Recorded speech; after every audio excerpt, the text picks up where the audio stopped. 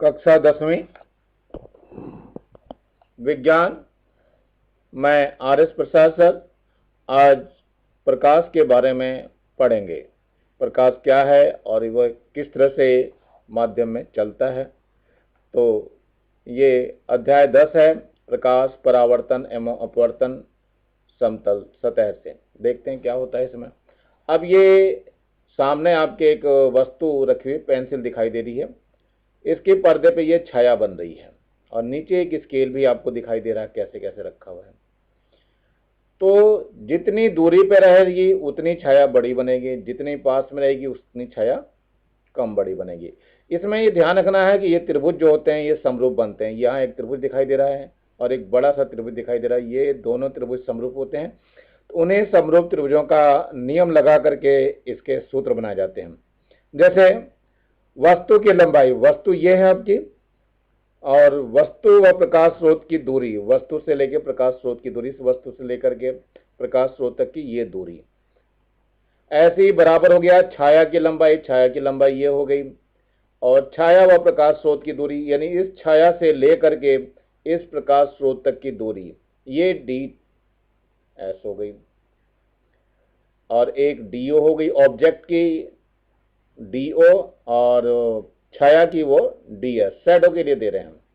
तो दोनों के सूत्र रख देंगे। इसमें इसकी लंबाई जो एच ले रखी है और इसकी एच डैश ले रखी है, यानी वस्तु की लंबाई या ऊंचाई कह लो एच है और छाया की ऊंचाई है वो एच डैश है। तो वस्तु की लंबाई एच हो गई, प्रकाश स्रोत की दूरी डी ओ हो गई, ऑब्जेक्ट की डिस्टेंस है, और एच डैश हो गया छाया की लंबाई और बटे छाया व प्रकाश स्रोत की दूरी यानी डी एस। इससे एच डैश का मान निकल जाएगा, डी एस की इधर गुणा हो जाएगी। तो एच डैश बराबर एच इंटू डी एस बटे डी ओ। एस और ओ ऑब्जेक्ट के लिए और ये शैडो के लिए चल रही है। अब थोड़ा सा समतल दर्पण के बारे में बात कर लेते हैं। समतल दर्पण, ये एक सामने दिखाई दे रहा है आपको दर्पण, जिसमें पीछे एक पॉलिश लगी हुई होती है। परावर्तक तल बोलते हैं इसको। पीछे पॉलिश लगा करके कोई भी प्रकाश किरण इसके पार नहीं जा सकती, इसे टकरा करके वापस आना होता है। तो समतल के पीछे का पॉलिश किया हुआ तल है जिसे खुरदरे रूप से दिखाया गया है और चिकने तल की तरफ कोई चीज नहीं दिखाई गई है। तो इसमें सामने से प्रकाश किरणें आती हैं और इधर उधर बिखर जाती हैं। तो इसी को यहाँ दर्शाया गया है। अब चलते हैं दूसरे नंबर पे हम, परावर्तन के नियम। परावर्तन क्या होता है और कैसे इसके नियम होते हैं। तो आपको यहाँ दिखाई दे रहा होगा ये समतल दर्पण M2 रखा हुआ है। इससे ये प्रकाश की किरण आ रही है और ये इधर को चली जाती है। जब इसको इधर आगे बढ़ाते हैं तो ये P पर बन रहा है, ये आई डैश बन रहा है वस्तु, और यहाँ पे एक ऑब्जेक्ट रखा हुआ है यानी आई इसको दिखा रहे हैं।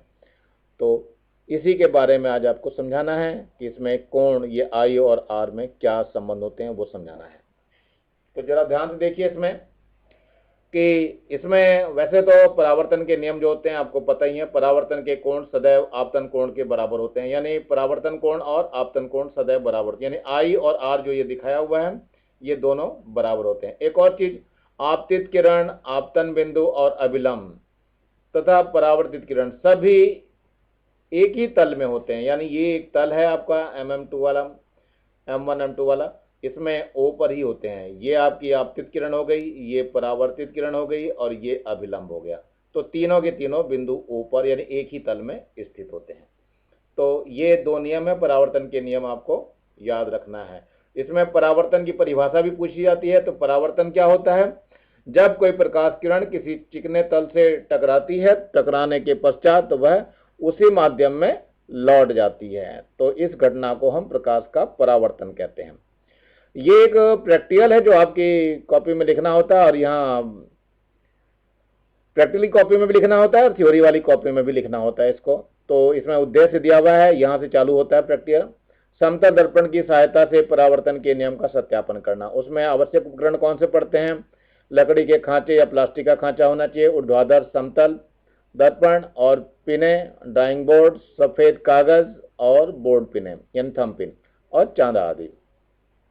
सिद्धांत क्या है, जब कोई प्रकाश किरण तल पर आपतित होती है तथा तल से टकराकर उसी माध्यम में लौट जाती है तो इस घटना को प्रकाश का परावर्तन कहते हैं, जो मैंने अभी थोड़ी देर पहले बताई। किसी तल से प्रकाश का परावर्तन निम्नलिखित दो नियमों के अनुसार होता है। नंबर 1 बताया आपको, आपतित किरण, परावर्तित किरण तथा आपतन बिंदु पर अभिलंब एक ही तल में होते हैं, यानी ओ बिंदु पर ही होते हैं।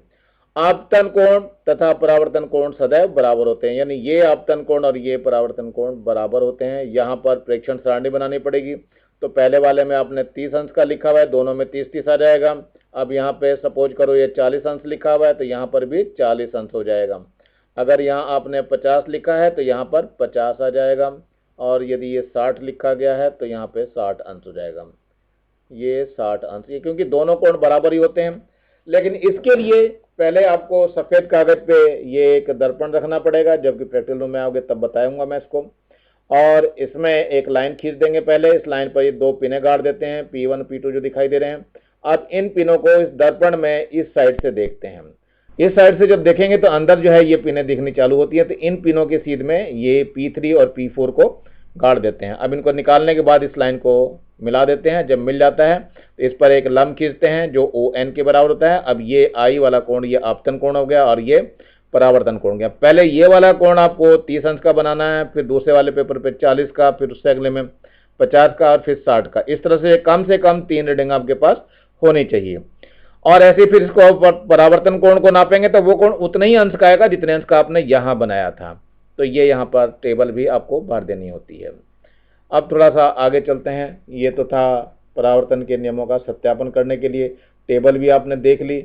अब इसमें परिणाम क्या लिखते हैं? परिणाम में वही आता है, आपतित किरण, परावर्तित किरण एवं अभिलंब तीनों एक ही तल यानी कागज के तल पर होते हैं। नंबर 2, आपतन कोण तथा परावर्तन कोण के मान बराबर प्राप्त होते हैं। ये तो नियम ही था, इन दोनों नियमों का सत्यापन हो गया। सावधानियां क्या बरतनी पड़ती है? सावधानी ये बरतनी पड़ती है कि समतल दर्पण ऊर्ध्वाधर चाहिए, ये बिल्कुल सीधा होना चाहिए खड़म।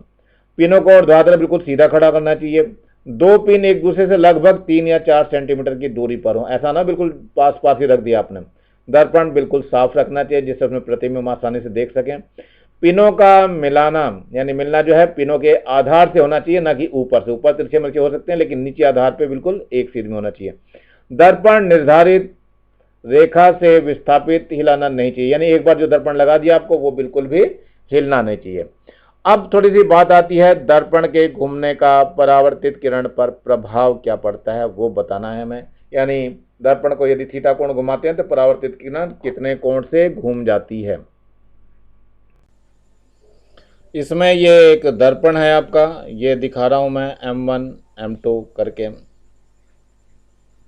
दर्पण पे थोड़ी सी पॉलिश आप लोग दिखाएंगे, पॉलिश थोड़ी सी करके नीचे की ओर, जिससे कि दिखाई दे कि नीचे वाली जो है पॉलिश वाली सतह है और ऊपर वाली चिकनी सतह है जहाँ से परावर्तन की घटना होनी है। चलिए देखते हैं इसके बाद क्या होता है। इसमें ये अभिलंब है, इस पे ये आपतित किरण एक आती है और ये परावर्तित हो जाती है। ये आपका परावर्तित हो गई है। मान लिया ये PQ, ये O है, PO किरण आई है और OQ के मार्ग से लौट गई। अब दर्पण को हम, इसमें ध्यान रखना है कि आपतन कोण और परावर्तन कोण बराबर होते हैं। तो आपतन कोण का मान ये वाला है, ये I होगा। तो परावर्तन कोण हमारे पास कौन सा हुआ? ये वाला परावर्तन कोण होगा, इसका मान भी I हो जाएगा।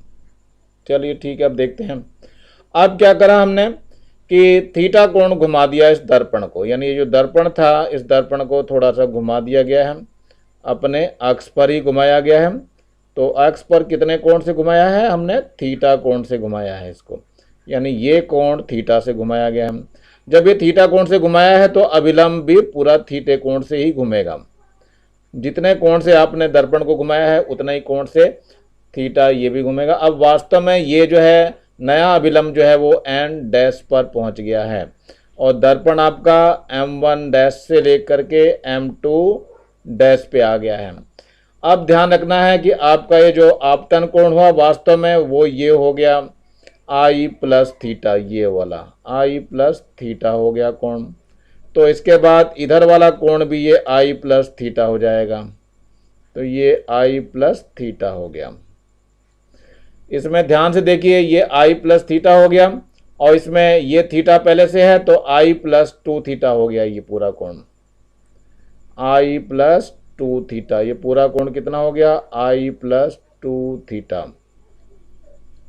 अब एक और चीज बहुत ध्यान देखना है, ये वाला कोण पहले ही I था, यानी ये वाला कोण I है, पहले से ही लिखा हुआ है कि हमने I है। तो जो बाकी कोण बचा वो 2 थीटा हो जाएगा, यानी ये वाला कोण अब 2 थे, क्योंकि पूरा I + 2 थीटा हो गया था, तो ये I इसमें से निकल गया, तो कितना बचा, 2 थीटा कोण बचा। यानी ये जो परावर्तित किरण घूमी थी Q डैश पर, ये 2 थीटा कोण से घूम जाती है। तो ये ध्यान रखना है, यदि दर्पण को थीटा कोण से घुमाया जाता है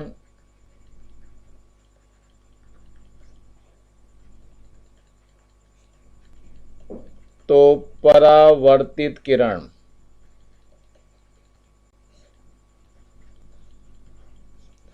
टू थीटा कोण से घूम जाती है।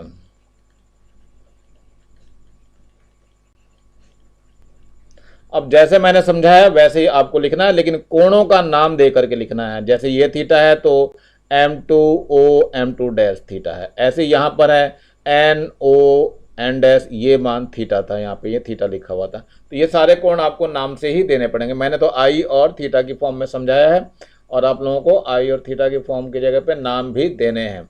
तो मेरे ख्याल समझ में आ गया होगा सबको।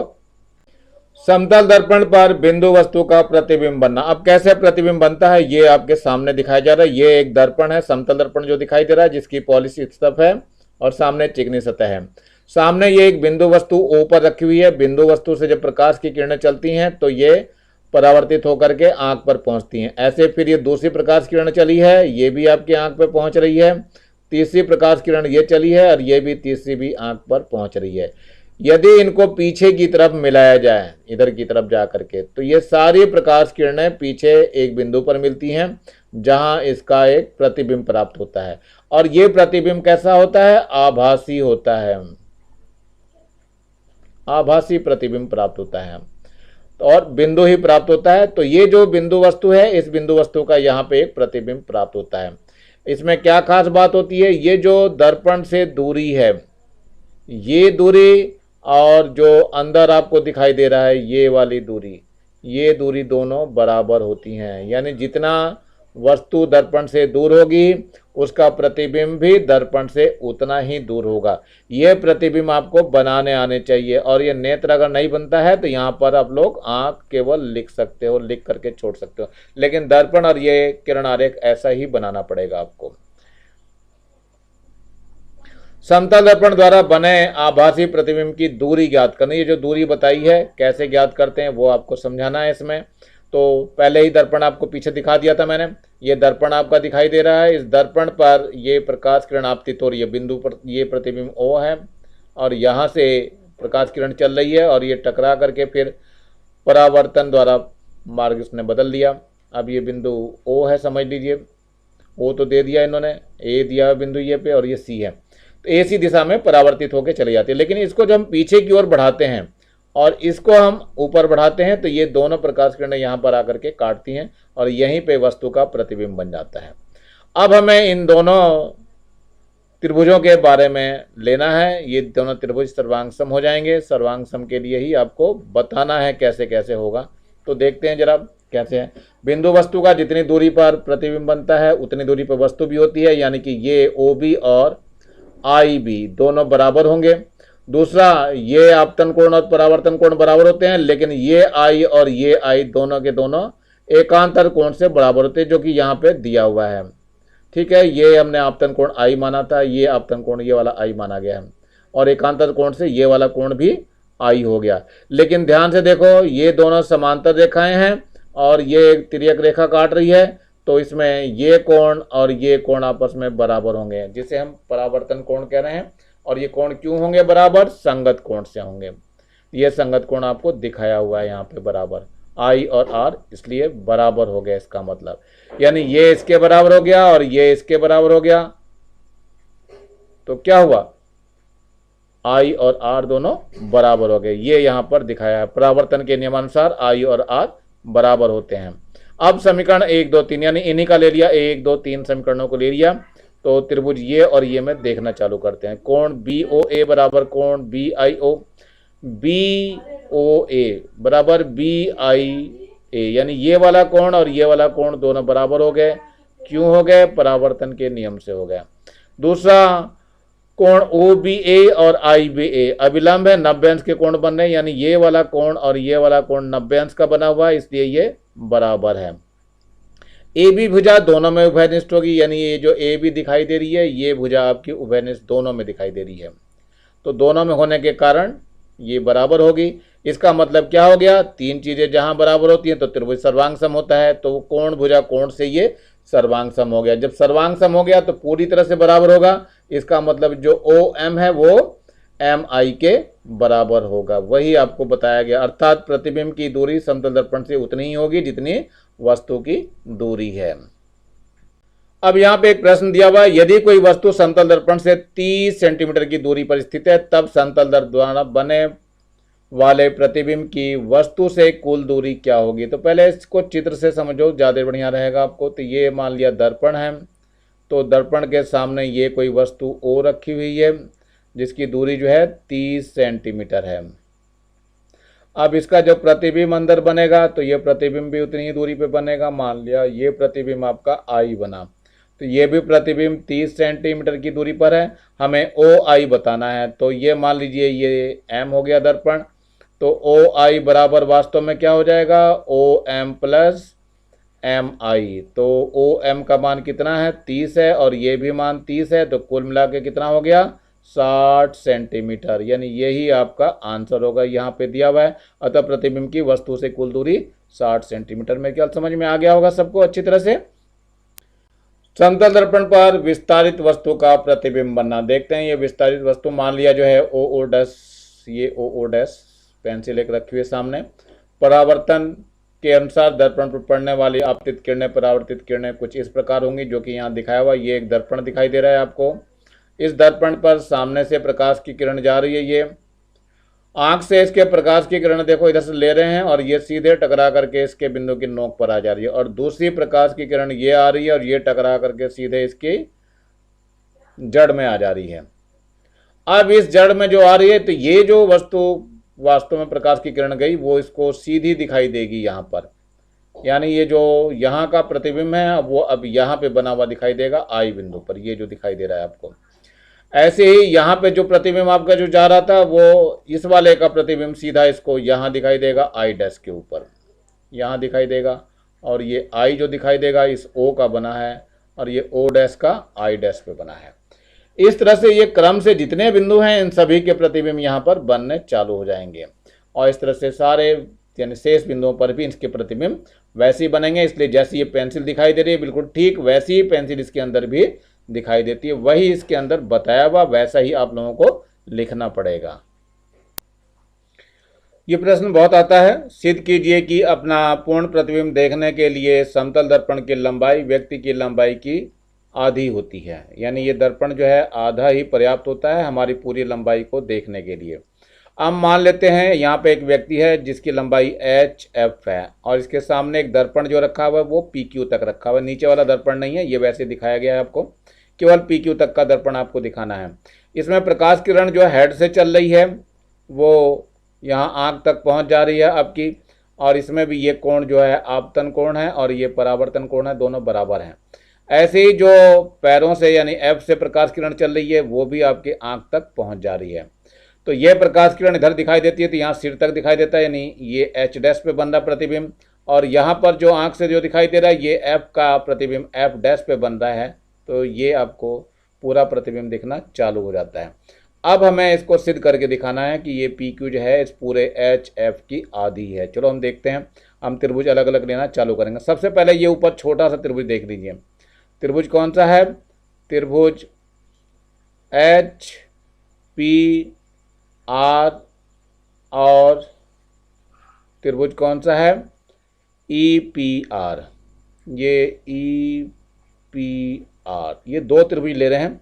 दोनों त्रिभुज में देखो एक तो ये 90 अंश का कोण है, कौन सा कोण हो गया, कोण हो गया आपका एच आर पी बराबर ई आर पी, यानी ये वाला कोण बराबर हो गया, और ये क्यों हुआ, क्योंकि 90 अंश का है।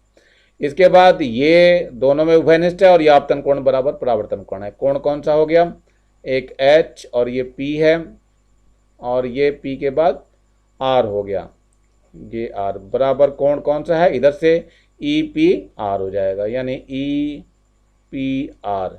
ये क्यों है, परावर्तन के नियम से है ये। आई बराबर आर हो गया, यानी परावर्तन के नियम से।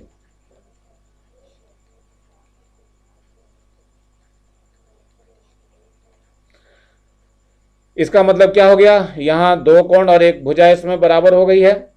भुजा कौन सी बराबर हो गई है, ये बीच में उभयनिष्ठ है, यानी कौन सी उभयनिष्ठ है, ये आर पी भुजा दोनों में उभयनिष्ठ है। ये वाली भुजा आपको जो दिखाई दे रही है ये दोनों में है, आर पी उभयनिष्ठ है, यहाँ उभयनिष्ठ लिखेंगे। इसलिए क्या हो गया, इसलिए त्रिभुज है सर्वांग सम हो गया। त्रिभुज एच पी आर सर्वांग सम त्रिभुज ई पी आर। और जब ये सर्वांग सम हो गया तो ये एच आर और ई आर बराबर हो जाएगा, यानी जो है वो एच आर जो है वो किसके बराबर हो जाएगा, ई आर ई के बराबर हो जाएगा। चलिए अब देखते हैं, इसी प्रकार त्रिभुज आप ये बड़े वाला ले लेते हैं। कौन सा त्रिभुज, ये है ई एस क्यू, त्रिभुज ई एस क्यू। और त्रिभुज कौन सा है, ये नीचे वाला एफ एस क्यू, यानी एफ एस क्यू। चलिए देखते हैं, इसमें भी ये कोण और ये कोण 90 अंश के हैं, बराबर हो जाएंगे। तो कोण लिखना है ई एस क्यू बराबर कोण, इधर वाला लेंगे एफ एस क्यू, यानी एफ एस क्यू। ये क्यों है, 90 अंश के कोण हैं, प्रत्येक कोण 90 अंश के हैं। दूसरा जो है ये कोण और ये कोण आपतन कोण परावर्तन कोण से बराबर हैं, तो कोण इसी का लिखना है। कोण कौन सा हो जाएगा, ई क्यू एस बराबर कोण कौन सा है, एफ क्यू एस, परावर्तन के नियम से।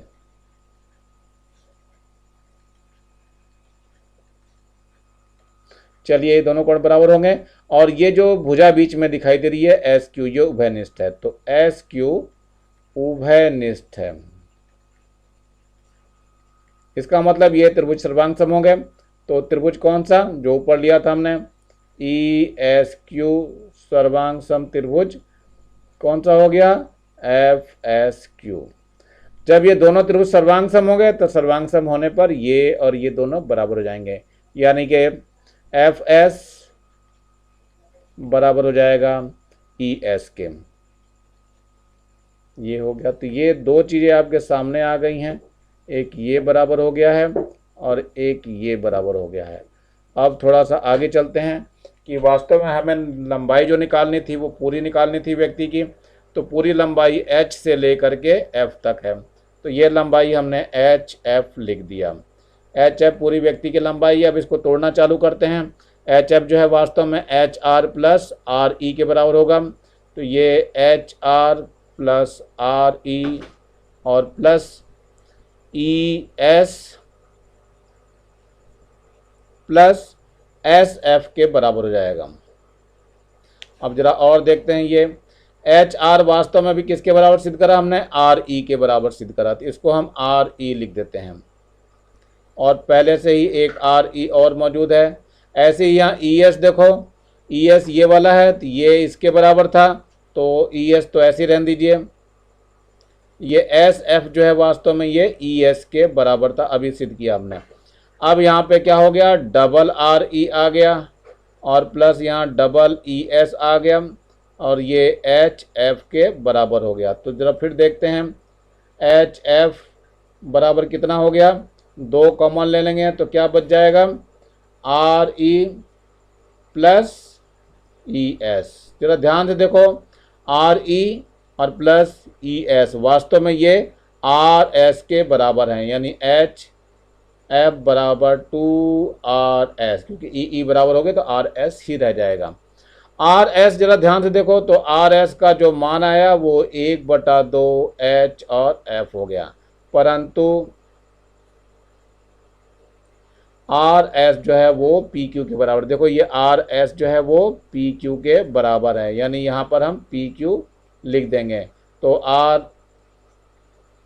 RS की जगह क्या लिखना है, PQ लिखना है। तो हम क्या करेंगे, इसको यहाँ रख दीजिए। तो PQ बराबर हो जाएगा 1/2 HF। पी क्यू क्या है? दर्पण की लंबाई है,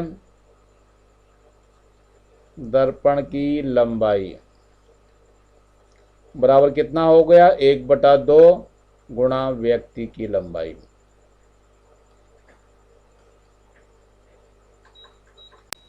एक व्यक्ति की लंबाई 160 सेंटीमीटर है, उसे अपना पूर्ण प्रतिबिंब देखने के लिए कितनी लंबाई के दर्पण की आवश्यकता होगी? अभी पीछे ही मैंने सिद्ध करके दिखाया। व्यक्ति की लंबाई कितनी दी है? 160 सेंटीमीटर दी हुई है। 160 सेंटीमीटर व्यक्ति की लंबाई, और हमने जो सूत्र अभी सिद्ध करा, दर्पण की लंबाई बराबर 1/2 व्यक्ति की लंबाई। तो 1/2 गुणा व्यक्ति की लंबाई 160 है, जब 2 से इसको काटेंगे 2 × 16 0 तो 80 सेंटीमीटर हो जाएगा। यही इसका आंसर है। अतः 160 सेंटीमीटर वाले व्यक्ति का अपना प्रतिबिंब देखने के लिए कम से कम 80 सेंटीमीटर लंबाई वाले दर्पण की आवश्यकता होगी। अब ये बहु प्रतिबिंब बनने कैसे प्रतिबिंब बहुत सारे बनते हैं। अगर दो समतल दर्पण आपस में समकोण बनाते हुए रखें, किसी भी कोण को बनाते हुए रखें और बीच में एक सिक्का रख दिया जाए। यहाँ पे ये समकोण बनाते हुए दर्पण रखा गया और ये बीच में एक सिक्का रखा हुआ है। तो चित्र के अनुसार दर्पण से वस्तु के प्रतिबिंब बनने शुरू होंगे। ये वस्तु O है, इसका इस दर्पण पे प्रतिबिंब यहाँ बनेगा O2 पे। ये दर्पण 2 है हमारा, O2 पे बनेगा। अब ये दर्पण 1 है तो इसका प्रतिबिंब वस्तु का यहाँ बनेगा, O1 पे बन जाएगा, O वस्तु का। अब ये दर्पण आभासी दर्पण का काम करेगा। आभासी दर्पण, अब ये जो प्रतिबिंब दिखाई दे रहे हैं आपको, जो आभासी दर्पण द्वारा प्रतिबिंब बना, इसका प्रतिबिंब यहाँ पे बनता है, और इधर भी जो प्रतिबिंब आभासी एक बन रहा है, इसका भी आभासी दर्पण एक द्वारा प्रतिबिंब बनता है। तो दोनों प्रतिबिंब एक दूसरे के ऊपर ही बन जाते हैं। इस प्रकार एक प्रतिबिंब कम हो जाता है।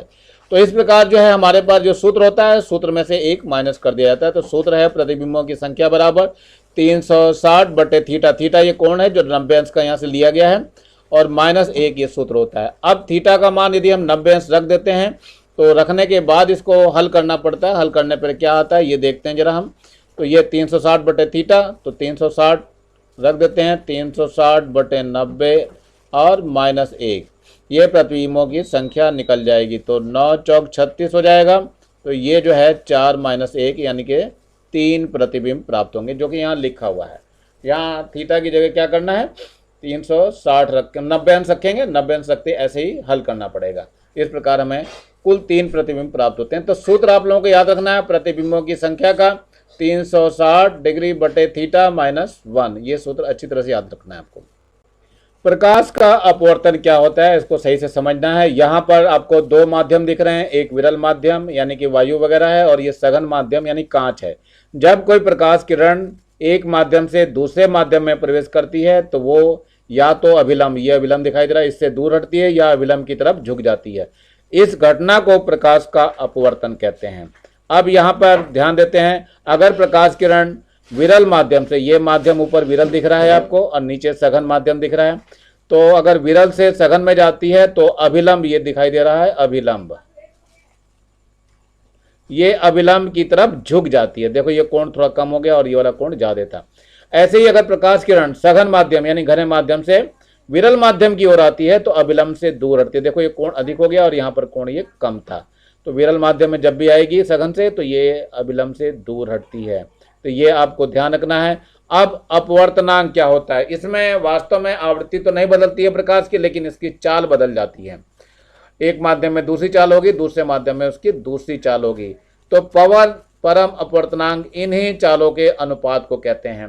यानी अगर प्रकाश की चाल माध्यम में v है और निर्वात में प्रकाश की चाल c है, तो निर्वात में प्रकाश की चाल व माध्यम में प्रकाश की चाल के अनुपात को परम अपवर्तनांक, एब्सोल्यूट रिफ्लेक्टिव इंडेक्स, या आपेक्षिक अपवर्तनांक या निरपेक्ष अपवर्तनांक कहते हैं। इसे स्मॉल n से प्रदर्शित करते हैं। तो ये अपवर्तनांक का सूत्र दिया हुआ है, निर्वात में प्रकाश की चाल बटे माध्यम में प्रकाश की चाल, अर्थात n बराबर c/v हो जाएगा। इसे समीकरण नंबर हम 1 कह रहे हैं।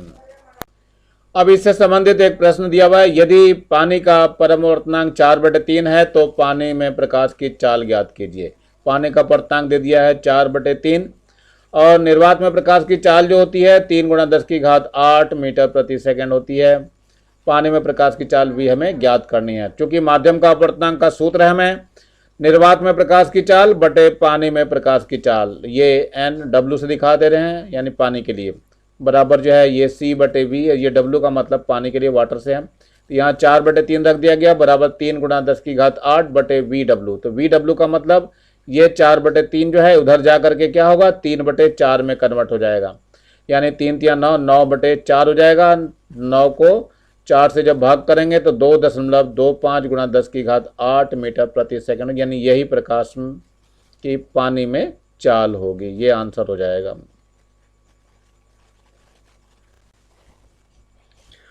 ये एक और प्रश्न है, प्रकाश वायु से 1.5 अपवर्तनांक की कांच की प्लेट में प्रवेश करता है, कांच में प्रकाश की चाल कितनी है? निर्वात में प्रकाश की चाल दी हुई है 3 × 10⁸ मीटर प्रति सेकंड। जरा देखते हैं कैसे है। अपवर्तनांक जो दिया हुआ है वो n 1.5 दिया हुआ है, 5 0 भी लिख सकते हो, लेकिन अपवर्तनांक का सूत्र क्या होता है वो अभी बताया था मैंने। अपवर्तनांक बराबर क्या होता है, निर्वात में प्रकाश की चाल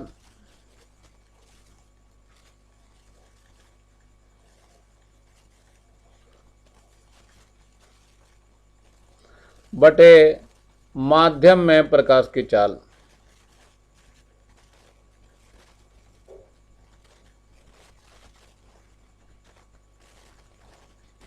चलिए अपवर्तनांक तो दे रखा है 1.5, निर्वात में प्रकाश की चाल दी है 3 × 10⁸ मीटर प्रति सेकंड, और ये प्रकाश की चाल जो है माध्यम में इसको हम v मान ले रहे हैं। तो v बराबर हो जाएगा 3 × 10⁸ बटे में 1.5। अभी दशमलव हटाएंगे तो यहाँ 0 आ जाएगा और 15 दूनी 30 हो जाएगा। तो v का मान हो जाएगा 2 × 10⁸ मीटर प्रति सेकंड। ये इसका आंसर हो जाएगा। तो इसको आसान है करना। अब ये कुछ पदार्थों के अपवर्तनांक की एक टेबल दी हुई है, ये भी अपवर्तनांक आपको याद करना है। जैसे हीरा है, हीरे का अपवर्तनांक जो है 2.42 होता है, इसका अपेक्षिक घनत्व 3.52 होता है, और प्रकाश की चाल इसमें 1.24 × 10⁸ मीटर प्रति सेकंड होती है। ऐसे ही एक फ्लिंट कांच दिया हुआ है, फ्लिंट कांच का अपवर्तनांक 1.64 है और इसका अपेक्षिक घनत्व है 2.9 से लेकर के 4.5 तक होता है, और प्रकाश की चाल जो है इसमें 1.83 × 10⁸ मीटर प्रति सेकंड होती है। इसी प्रकार क्राउन कांच का 1.52 होता है और अपेक्षिक घनत्व 2.5 से लेकर 2.7 तक होता है। साधारण कांच का जो अपवर्तनांक होता है वो 1.5 है। ये आपके पास अच्छी तरह से याद होना चाहिए, एग्जाम में बहुत ज़्यादा पूछा जाता है, और इसका अपेक्षिक घनत्व 2.5 होता है। पानी का अपवर्तनांक 1.33 या इसको हम 4/3 भी बोलते हैं, और इसका अपेक्षिक घनत्व 1 होता है, और बर्फ का अपवर्तनांक जो है 1.31 होता है और ये 0.92 अपेक्षिक घनत्व होता है। प्रकाश की चाल ये आप लोगों को निकालनी है, सूत्र लगा करके टेबल आपको पूरी बनानी है। चलिए अब देखते हैं सापेक्ष अपवर्तनांक होता क्या है। पहले माध्यम में प्रकाश की चाल दूसरे माध्यम में प्रकाश की चाल के अनुपात को सापेक्षिक अपवर्तनांक कहते हैं, इसलिए इसे प्रायः 1μ2 अथवा n21 से व्यक्त करते हैं। अब ये n21 या μ12 जो लिख रहे हैं, प्रथम माध्यम में प्रकाश की चाल है बटे द्वितीय माध्यम में प्रकाश की चाल रख दिया गया है, यानी n का मान जो हो गया v1 बटे v2 आ गया। यह समीकरण नंबर 2 हो गई है। ध्यान रखना, जहां v1 प्रथम माध्यम में प्रकाश की चाल और v2 दूसरे माध्यम में प्रकाश की चाल है। अब क्या करते हैं, इसी को c से भाग कर देते हैं, इन दोनों को c से भाग कर देते हैं यहीं पर ही। तो ये जैसे यहाँ देखो v1 बटे c कर दिया और v2 बटे c कर दिया गया है। अब इसको सही कर दीजिए, तो ये v1 बटे c तो ऐसा लिखा गया, लेकिन गुणा करके ये पलट जाएगा c बटे v2 हो जाएगा, यानी ये अपवर्तनांक को दर्शाते हैं। तो ये n2 हो जाएगा और नीचे वाला n1 हो जाएगा, यानी n2 बटे n1 की फॉर्म में आ जाएगा, यानी n21 या μ12 जिसको बोलते हो आप, μ12 के नाम से भी जानते हैं। ये जो मान है वो n2 बटे n1 के बराबर हो जाएगा। ये सूत्र भी बहुत जगह लगाया जाता है। यदि कांच और जल का निरपेक्ष अपवर्तनांक 3/2 व 4/3 है, तब जल एवं कांच में प्रकाश की चाल का अनुपात ज्ञात करना। चलो देखते हैं, पहले कांच ले लेते हैं हम। कांच लेते हैं, अपवर्तनांक बराबर निर्वात में प्रकाश की चाल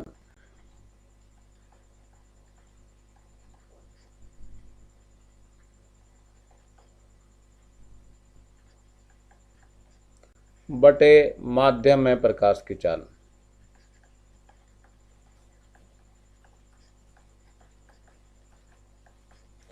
तो अपवर्तनांक तो दिया हुआ है 3/2 और ये निर्वात में प्रकाश की चाल जो होती है वो c मान ले रहे हैं और माध्यम में प्रकाश की जो चाल है वो मान ले रहे हैं v1।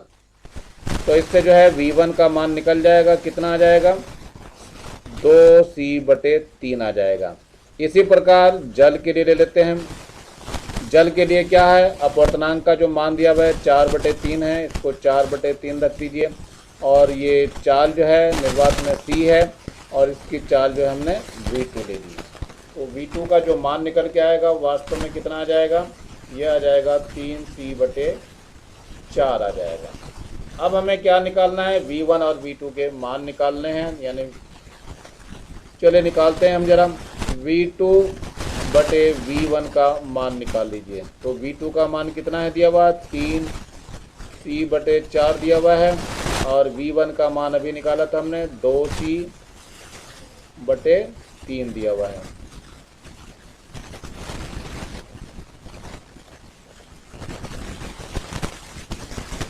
तो ये कितना हो जाएगा, ये आ जाएगा आपका c से c कट जाएगा और जो ये 3 है ये तो ऊपर पहुंच जाएगा, तो 3 × 3 हो जाएगा, नीचे 4 × 2 हो जाएगा, यानी 9/8 हो जाएगा। यानी v2:v1 का मान कितना हो जाएगा, v2:v1 बराबर हो जाएगा 9:8। ये आंसर होगा। यदि जल का अपवर्तनांक 1.33 तथा कांच का अपवर्तनांक 1.5 हो तो जल के सापेक्ष कांच का अपवर्तनांक। देखो जल के सापेक्ष कांच का अपवर्तनांक, ये जो लिखा हुआ है जल के सापेक्ष कांच का अपवर्तनांक, ये जो वास्तव में हो जाएगा वो Ng/Nw होगा। ये Ng का मान दिया हुआ है और ये Nw का मान दिया हुआ है। तो जरा मान रख देते हैं Ng, ये Nw का मान 1.3, ये Nw है और ये Ng है। तो मान रख दीजिए 1.5/1.33, ये लगभग 1.13 आएगा। ये ऐसे ही कांच के सापेक्ष जल का करना है तो यही पलट जाएगा आपका, तो GNW से लिखा जाएगा और ये जो लिखा जाना था, जिससे लिखना था ये WNG से लिखना था, तो ये लिखा गया, ये Nw/Ng होना था, तो 1.33/1.5 हो जाएगा ये, और ये मान जो है 0.89 लगभग आएगा। तो जैसा पूछा जाए वैसा ही आपको आंसर देना है। अब आता है अपवर्तन के नियम क्या होते हैं। अपवर्तन के नियम जैसे प्रकाश के परावर्तन के नियम थे 2, ऐसे ही अपवर्तन के भी 2 नियम है। सबसे पहले आपतित किरण अपवर्तित किरण दोनों माध्यमों को पृथक करने वाले पृष्ठ के आपतन बिंदु पर अभिलंब सभी एक ही तल में होते हैं। जैसे यहाँ पर देखिए ये एक अभिलंब है, अभिलंब में ये एक आपतित किरण हो रही है, इधर से जा रही है, ये आपतित किरण है और ये निर्गत किरण है। तो इसके बीच में ये जो बिंदु है ये आपतन बिंदु हो गया। तो इस पे जो तीनों किरणें आ रही हैं एक ही तल में हैं, या यहाँ पर देखें तब भी ये एक ही तल में है। दूसरा है प्रकाश के किसी निश्चित रंग तथा निश्चित माध्यम के युग्मों के लिए आपतन कोण की ज्या और अपवर्तन कोण की ज्या का अनुपात स्थिर होता है। इसे स्नेल का नियम कहते हैं, ध्यान रखना, इसे स्नेल का नियम भी कहते हैं। यदि आपतन कोण I अपवर्तन कोण R हो तो सूत्र जो होता है sin I/sin R बराबर स्थिरांक, या इसको म्यू से देते हैं। तो ये सूत्र हो गया अपवर्तनांक का, अपवर्तनांक बराबर होता है sin I/sin R। इस स्थिरांक के मान को दूसरे माध्यम का पहले माध्यम के सापेक्ष अपवर्तनांक कहते हैं। इसे स्नेल का नियम भी कहते हैं, इसलिए ढंग से याद रखोगे। रिफ्रैक्टिव इंडेक्स बोला जाता है इसको। अब है प्रिज्म द्वारा प्रकाश का अपवर्तन। कैसे अपवर्तन करता है प्रिज्म, ये देखो। तो इस पर ये एक त्रिभुज सा दिखाई दे रहा है, ये एक प्रिज्म है, कांच का बना हुआ होता है। इस पर PQ किरण आपतित हो रही है, ये आपकी PQ किरण दिखाई दे रही है। ये PQ किरण जाती है तो इस कांच के अंदर जब घुसती है तो ये आपतित होती है और ये बाहर की ओर जो निकल जाती है इसको निर्गत किरण कहते हैं। तो जरा ये ध्यान रखना, ये क्या है, आपतित किरण, आपतित किरण। और ये जो किरण दिखाई दे रही है ये अपवर्तित किरण है।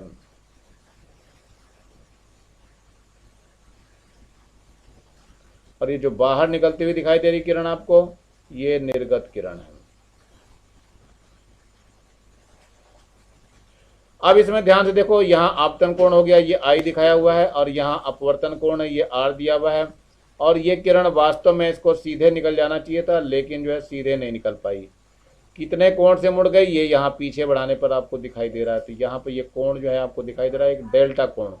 इस कोण को जो दिखाया गया है, ये इस तरह से सिंबल से दिखाया गया, इसे डेल्टा पढ़ते हैं हम। तो डेल्टा कोण को हम क्या कहते हैं, विचलन कोण कहते हैं। ये जो है विचलित हो गई, इसलिए विचलन कोण कहते हैं इसको, विचलन कोण। तो ध्यान रखना, इतना विचलित हो जाती है कोण। तो यहाँ पे देखो ये लिखा हुआ है, PQ आपतित किरण, QR अपवर्तित किरण, RS निर्गत किरण, डेल्टा को विचलन कोण, I को आपतन कोण, R को अपवर्तन कोण, और ये कोण E दिया है, इसको निर्गत कोण कहते हैं। वो यहाँ पे दिखाई दे रहा है, निर्गत कोण। इस तरह से ये प्रिज्म द्वारा प्रकाश का अपवर्तन होता है।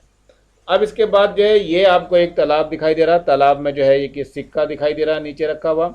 वास्तव में सिक्के से जब प्रकाश की किरणें चलती हैं, ये प्रकाश की किरण चल रही है, तो ऊपर को जा करके ये सघन माध्यम से विरल माध्यम में जाती है, तो ये दूर हट जाती है, इस अभिलंब से दूर हट जाती है। जब दूर हटती है तो पीछे की तरफ बढ़ाते हैं इसको। ऐसे ही ये दूसरी प्रकाश किरण जा रही है इधर को, और ये भी दूर हट जाती है, लेकिन जब पीछे की ओर बढ़ाते हैं इसको, तो ये एक बिंदु पर आकर के मिलती है। यानी जो चीज़ हमें P पे दिखनी चाहिए, अब वो P डैश पे प्रतीत होती है। तो वास्तविक गहराई इसकी कैपिटल H दिखाई दे रही है, और ये आभासी गहराई होगी। इस पर यह सूत्र आ गया अपवर्तनांक का। अपवर्तनांक बराबर होता है वास्तविक गहराई बटे आभासी गहराई। वास्तविक गहराई को कैपिटल H से दिखाया, आभासी गहराई को स्मॉल h से दिखाया, क्योंकि ये स्मॉल h कम होती है और कैपिटल H ज़्यादा होता है। अब यहाँ पे एक प्रश्न दिया हुआ है, एक मछली तालाब की सतह से 75 सेंटीमीटर गहराई पे प्रतीत होती है, तो h का स्मॉल h का मान है 75 सेंटीमीटर। वास्तविक गहराई बतानी है, यानी कैपिटल H बताना है। और पानी का अपवर्तनांक 1.33 दिया हुआ है, तो अपवर्तनांक म्यू से दिखा रहा हूँ मैं, ये 1.33 है। इसको वास्तव में हम 4/3 भी बोलते हैं। तो अपवर्तनांक का सूत्र लगा देते हैं। अपवर्तनांक का सूत्र होता है वास्तविक गहराई बटे आभासी गहराई। जरा मान रख लेते हैं इसमें, तो मान रखेंगे तो म्यू का मान कितना है 4/3, और ये वास्तविक गहराई बतानी है, और स्मॉल h कितना है 75 है। अब इससे हम हल कर लेंगे तो h का मान कितना आ जाएगा 4/3 गुणा 75। अब 3 से काट देंगे तो ये 25 आ जाएगा, और 25 चौक 100 सेंटीमीटर, यानी 100 सेंटीमीटर की वास्तविक गहराई है। अब आता है उत्क्रमणिता का सिद्धांत। क्या होता है उत्क्रमणिता का सिद्धांत, ऐसा एक प्रश्न पूछा जाता है, उत्क्रमणिता का सिद्धांत क्या है। तो चलिए इसको हम दिखाना चालू करते हैं, क्या है ये सिद्धांत। मान लिया यहाँ पर ये हवा है, ये पानी है, ये कांच है, फिर हवा आ गई। तो जब ये किरण जो है जब विरल से सघन में जाती है, तो अभिलंब से की ओर झुकनी चालू हो जाती है। तो ये किरण आ रही है आपकी, ये थोड़ी झुक गई, अब ये और झुक गई, लेकिन जब बाहर निकलती है फिर से हवा में आ जाती है, तो ये दूर हट गई प्रकाश किरण अभिलंब से। अब इसमें यह बताया गया है कि जो ये मार्ग आया है AB, BC और CD और D से E तक, यदि प्रकाश की किरण इधर से चलाई जाती तो इस मार्ग में कोई परिवर्तन नहीं होता, अर्थात ये किरण बिल्कुल इसी रास्ते से वापस जाती, यानी ये इधर को चली जाती और फिर ये इधर को जाती और ये फिर इधर को निकल आती। अर्थात अब जो मार्ग आता वो ED, फिर DC, फिर CB और BA होता। इसी को हम कहते हैं उत्क्रमणीयता का सिद्धांत। यानी प्रकाश की किरण जिस प्रकार से आपतित हो रही है, अगर उसी की तरह से वापस इसको भेजा जाए तो अपने मार्ग का ही अनुसरण करती हुई निकल जाती है, विचलित नहीं होती है। तो इस चीज में यही सब लिखा हुआ है। इस निकाय को उल्टा करने पर निकाय का क्रम वायु, कांच, जल होगा। इस स्थिति में अपवर्तन के नियमानुसार हमें प्रकाश किरण का मार्ग ED-CBA प्राप्त होगा। इससे हम निष्कर्ष निकाल सकते हैं कि प्रकाश के विभिन्न माध्यमों में गमन के मार्ग में यदि किसी बिंदु पर उसकी दिशा पलट दी जाए, तब उसके चलने के मार्ग में उत्क्रमणीय व्यवहार दिखाई देता, अर्थात वो बदलता नहीं है। क्रांतिक कोण तथा पूर्णांतरिक परावर्तन क्या है। इसमें देखिए, जब भी कोई किरण जो है आपके सघन से विरल में जाती है तो अभिलंब से दूर हट जाती है। देखो अभिलंब दिखाया हुआ है, इससे ये दूर हट रही है, ये सघन कांच हो गया और विरल वायु हो गया। तो जब कांच से वायु में जाती है थोड़ा दूर हट जाती है अविलंब से। अब क्या करना है, इस किरण कोण का मान आई का मान और बढ़ा दिए। थोड़ा सा और बड़ा करने पर एक स्थिति ऐसी आती है कि ये जो किरण है वो 90 अंश पे घूम जाती है। ये देखो 90 अंश पे घूम जाती है। तो ये जो कोण दिखाई दिया, इस कोण को हम कहते हैं क्रांति कोण। वही यहाँ लिखा हुआ है, आपतन कोण के किसी एक मान के लिए निर्गत अपवर्तित किरण दोनों माध्यमों में अलग अलग पृष्ठ करने वाले को छूती हुई निकल जाती है। अर्थात अपवर्तित किरण अगर 90 अंश के कोण पे जाती है तो उस आपतित कोण को यानी आपतन कोण को क्रांतिक कोण कहते हैं। यानी ये वाला कोण जो है थीटा वाला आई सी से दिखाया जाएगा, या क्रांतिक कोण को सी से भी दिखाते हैं। अतः क्रांतिक कोण सघन माध्यम में आपतन कोण का वह मान है जिसके लिए विरल माध्यम में अपवर्तन कोण का मान 90 अंश के बराबर होता है। तो ये अच्छी तरह से याद रखना, क्रांतिक परिभाषा पर ही पूर्ण आंतरिक परावर्तन का नियम बनता है। अगर क्रांतिक कोण से आपतित कोण का मान, आपतन कोण का मान क्रांतिक कोण से अगर ज्यादा हो जाता है तो वो किरण अपवर्तित ना होकर के उसी माध्यम में परावर्तित हो, अर्थात ये इधर परावर्तित हो जाएगी। यानी ये हमने प्रकाश कोण जो है ये जो आपने लिया था, अगर इस कोण का मान जो है थोड़ा ज़्यादा कर दिया हमने तो ये किरण पूरी की पूरी परावर्तित हो जाएगी उसी माध्यम में। तो इसी को हम कहते हैं पूर्ण आंतरिक परावर्तन। ये जो लिखा हुआ यहाँ दिखाई दे रहा पूर्ण आंतरिक परावर्तन, और इस पे बहुत सारी घटनाएं घटती हैं। उन्हीं घटनाओं का हम यहाँ पे वर्णन करेंगे आज। देखते हैं क्या वर्णन है। ये दिया हुआ है पूर्ण आंतरिक परावर्तन। तो जब प्रकाश सघन माध्यम से विरल माध्यम में प्रवेश करे तथा उसका आपतन कोण क्रांतिक कोण से अधिक हो जाए तो प्रकाश उसी माध्यम में आंतरिक रूप से परावर्तित हो जाता है, जिसे पूर्ण आंतरिक परावर्तन कहते हैं। पूर्ण आंतरिक परावर्तन के केवल 2 जरूरी नियम हैं। नंबर 1, प्रकाश सघन माध्यम से विरल माध्यम में प्रवेश करे। नंबर 2, आपतन कोण क्रांतिक कोण से अधिक होना चाहिए। पूर्ण आंतरिक परावर्तन के कुछ उदाहरण दिए हुए हैं। जैसे यहाँ पर ये परखनली यहाँ पर डाल दिया जाता है तब इसकी सतह जो है ये चमकदार दिखाई देती है। इसका कारण क्या है? इसका कारण भी पूर्ण आंतरिक परावर्तन है। जब इससे प्रकाश किरण यहाँ से जाती है तो ये सघन माध्यम से विरल माध्यम में प्रवेश करती है। तो ये क्रांतिक कोण से जब इसका अधिक हो जाता है कोण का मान तो ये परावर्तित हो जाती है उसी माध्यम में, और ये व्यक्ति को यहाँ पे चमकदार दिखाई देती है। इसके अंदर वही सब कुछ लिखा हुआ है। अतः ये किरणें पूर्ण परावर्तित होकर आंख में पहुंचती हैं, जिसे परखनली का वह भाग चांदी के समान चमकदार दिखाई देता है। यदि परखनली में पानी भर दें तो वो चमक समाप्त हो जाएगी। यह घटना बुलबुले देखने पर भी होती है। मृग तृष्णा या मारीचिका बोलते हैं इसको। रेगिस्तान में गर्मी के दिनों में मनुष्य को दूर पर स्थिर खजूर का वृक्ष उल्टा प्रतिबिंब दिखाई देता है, जिससे मनुष्य समझता है कि उस वृक्ष के पास जल है। परंतु प्यासे लोग जब पेड़ के पास जाते हैं तो वहाँ जल नहीं मिलता। यह मनुष्य की आंख का धोखा होता है, जिसे मृग तृष्णा या मारीचिका कहते हैं। यह ऐसा इसलिए होता है जैसे ये पेड़ है, पेड़ से चलने वाली प्रकाश की किरणें कुछ ऐसा कर लेती हैं जिसमें नीचे बहुत गर्म रेत होती है और ऊपर जो है वायुमंडल थोड़ा ठंडा होता है। तो ये कुछ ऐसा संयोजन बन जाता है तो ऊपर जो है सघन माध्यम, नीचे विरल माध्यम हो जाता है। तो जब भी कोई प्रकाश किरण सघन माध्यम से विरल माध्यम में प्रवेश करती है तो अभिलंब से दूर हटती जाती है। दूर हटते हटते एक स्थिति ऐसी आती है कि उसका मान, आपतन कोण का मान क्रांतिक कोण से अधिक हो जाता है, तो वो उसी माध्यम में परावर्तित हो जाती है। जब परावर्तित होती है तो प्रकाश की किरण जब मनुष्य के आंख तक पहुंचती है तो मनुष्य की आंख बिल्कुल सीधा देखती है, और सीधा जब यहाँ डी पे दिखाई देता है तो उसे ऐसा लगता है कि वस्तु यहाँ न हो करके अब ये वस्तु यहाँ पर है। इसलिए फिर वो वहाँ जाने का प्रयास करता है, परंतु जब वहाँ पहुँचता है तो वहाँ पर वो चीज़ नहीं होती है, फिर वो किसी और दिशा में दिखाई देती है। इनका सबसे बड़ा कारण जो है वो सघन माध्यम से विरल माध्यम में प्रकाश किरण का प्रवेश करना और अभिलंब से दूर हटना, और एक स्थिति ऐसी होना जब आपतन कोण का मान क्रांतिक कोण से अधिक हो जाना, जिसके कारण पूरी की पूरी किरण परावर्तित हो जाती है। इसलिए ये ऐसा महसूस होता है। ये जो है ऐसा गर्मी के दिनों में हमें सड़क पर भी पानी प्रतीत होता हुआ दिखाई देता है। ये सड़क पे दिखाई दे रहा पानी आपको, ये भी हमें प्रतीत होता है, जबकि वास्तव में वहाँ पानी नहीं होता है। ये भी पूर्ण आंतरिक परावर्तन की घटनाओं पर ही होता है। जैसे जैसे प्रकाश की किरणें जो है आगे बढ़ती हैं, आपतन कोण का मान बढ़ता जाता है। ऐसी स्थिति आती है जब आपतन कोण का मान क्रांतिक कोण से ज़्यादा होता है, और इसी किरण का उसी माध्यम में पूर्ण आंतरिक परावर्तन होता है। इसी कारण कंक्रीट की पक्की सड़कों पर हमें पानी होने का आभास होता है। ये जैसे प्रकाश की किरणें यहाँ पे दिखाई दे रही हैं, जो उधर से आ रही होती हैं वो हमें परावर्तित होकर के मिलती हैं, अपवर्तित नहीं हो पाती, जिससे कि पानी होने का भ्रम उत्पन्न होता है। लेकिन जब पास में जाते हैं तो वहाँ पानी नहीं होता है। यदि मेरा चैनल अच्छा लगा हो तो उसको लाइक करें, सब्सक्राइब करें और शेयर करें। Thank you. Have a nice day.